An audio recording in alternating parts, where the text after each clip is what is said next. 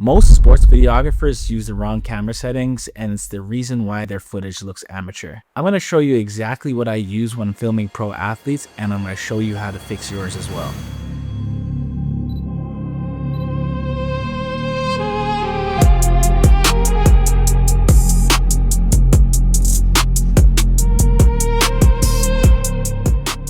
If you've had blurry footage, bad motion, weird colors, inconsistent clips, it's not your camera. You don't gotta go spend another $2,000 to $6,000.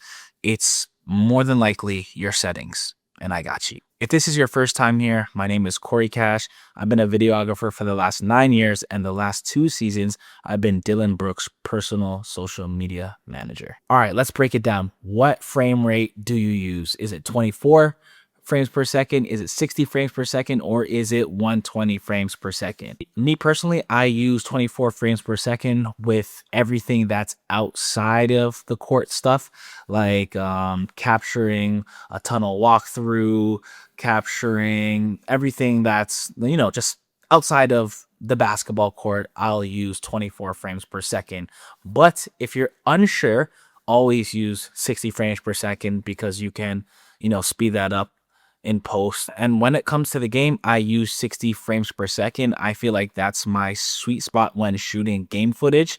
I like the way it looks when I either slow it down to get some slow motion plays, or I like when I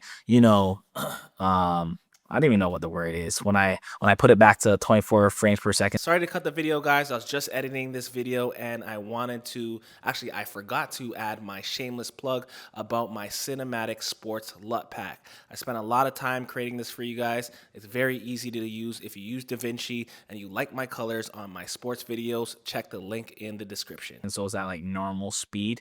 I like the way that looks. Excuse me, I'm not like super technical when it comes to this camera shit. Yeah, 24 frames per second when it comes to off court stuff, 60 frames per second when it comes to the game in-game type of footage. I personally have never used 120 to film sports, and I know a lot of people do. I just don't really see the need for it. However, I do see this trend on social media where people are slowing down footage to like 1%. And I know you have to shoot at 120 to achieve that effect. However, right now I'm just not using that effect, so I don't need to shoot 120. If you want to, play with certain effects, then I would advise you to shoot at 120.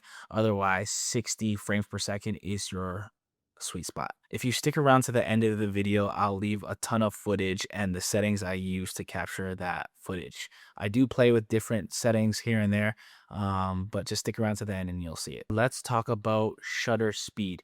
I know traditionally you're supposed to like double your shutter speed.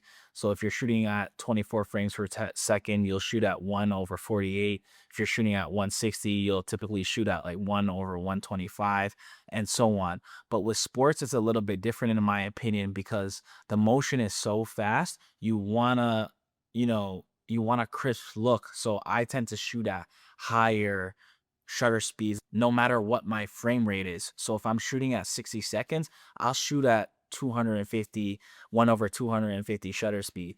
And I feel like that gives me a real crisp look. For testing purposes, I remember I shot a quarter at 24 frames per second and I shot at 1/48, and Ryan Dunn got a put back dunk, and I was so pissed because I knew in post that was gonna look super blurry. I had no option of slowing it down. So in order to avoid that motion blur, I shoot at 60 frames per second and I typically shoot at 1/250. I find that it's very crispy, it's smooth, and I don't have any motion blur when I'm shooting at that shutter speed. I know that breaks your traditional rules on how to use your shutter speed, but when it comes to sports, it's just a little bit different.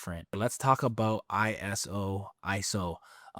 This does get a little bit tricky. It depends the lighting in the gym that you're shooting at, and it's gonna change for every single gym. For me, I'm shooting at the arena, so it's well lit.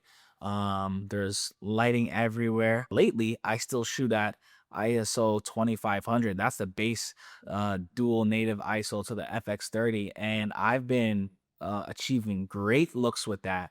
However, if I were to use that 2500 in a dark gym, it definitely wouldn't look the same as me shooting in the arena.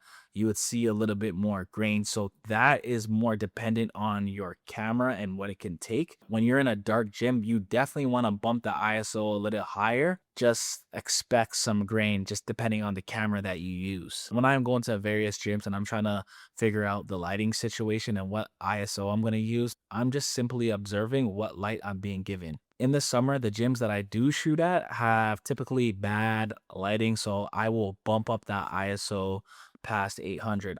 For the FX30, honestly, when I'm in a low light gym, I try not to go over 1250. I know said I shoot at 2500 at the Phoenix Suns arena, but I don't know. It just the footage just comes out way different. I feel like 1250 for ISO in a low light gym with the FX30 is my sweet spot. And when I go above that, I can see the footage fall apart. If you're finding your footage way too grainy and you're in a low light situation already and you bumped your ISO up, that's when I'll say, okay, you know what? If you're shooting at this gym quite a bit and you're getting paid, then maybe it's time to invest in a better low light camera like the FX3. The next thing is your autofocus settings.